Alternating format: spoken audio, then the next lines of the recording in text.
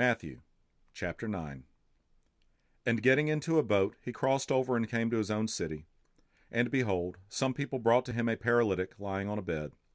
And when Jesus saw their faith, he said to the paralytic, Take heart, my son, your sins are forgiven. And behold, some of the scribes said to themselves, This man is blaspheming. But Jesus, knowing their thoughts, said, Why do you think evil in your hearts? For which is easier to say, Your sins are forgiven, or to say, Rise and walk? But that you may know that the Son of Man has authority on earth to forgive sins, he then said to the paralytic, Rise, pick up your bed and go home. And he rose and went home. When the crowd saw it, they were afraid, and they glorified God, who had given such authority to men. As Jesus passed on from there, he saw a man called Matthew sitting at the tax booth, and he said to him, Follow me. And he rose and followed him. And as Jesus reclined at table in the house, behold, many tax collectors and sinners came and were reclining with Jesus and his disciples.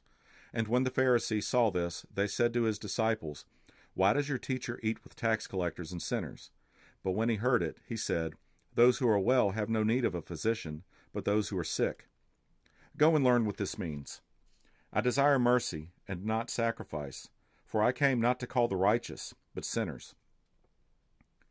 Then the disciples of John came to him, saying, Why do we and the Pharisees fast, but your disciples do not fast? And Jesus said to them, Can the wedding guests mourn as long as the bridegroom is with them? The days will come when the bridegroom is taken away from them, and then they will fast. No one puts a piece of unshrunk cloth on an old garment, for the patch tears away from the garment, and a worse tear is made. Neither is new wine put into old wineskins. If it is, the skins burst, and the wine is spilled, and the skins are destroyed. But new wine is put into fresh wineskins, and so both are preserved. While he was saying these things to them, behold, a ruler came in and knelt before him, saying, My daughter has just died, but come and lay your hand on her, and she will live. And Jesus rose and followed him with his disciples. And behold, a woman who had suffered from a discharge of blood for 12 years came up behind him and touched the fringe of his garment. For she said to herself, If I only touch his garment, I will be made well. Jesus turned, and seeing her, he said, Take heart, daughter, your faith has made you well. And instantly the woman was made well. And when Jesus came to the ruler's house, and saw the flute players and the crowd making a commotion, he said, Go away, for the girl is not dead, but sleeping. And they laughed at him. But when the crowd had been put outside, he went in and took her by the hand, and the girl arose. And the report of this went through all that district. And as Jesus passed on from there, 2 blind men followed him, crying aloud, Have mercy on us, Son of David. When he entered the house, the blind men came to him, and Jesus said to them, Do you believe that I am able to do this? They said to him, Yes, Lord. Then he touched their eyes, saying, According to your faith, be it done to you. And their eyes were opened. And Jesus sternly warned them, See that no one knows about it.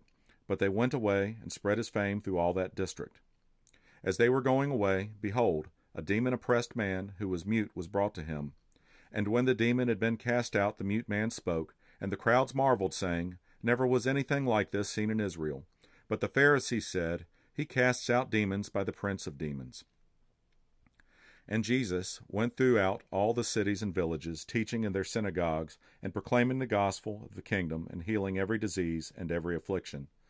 When he saw the crowds, he had compassion for them, because they were harassed and helpless, like sheep without a shepherd. Then he said to his disciples, The harvest is plentiful, but the laborers are few. Therefore, pray earnestly to the Lord of the harvest to send out laborers into the harvest.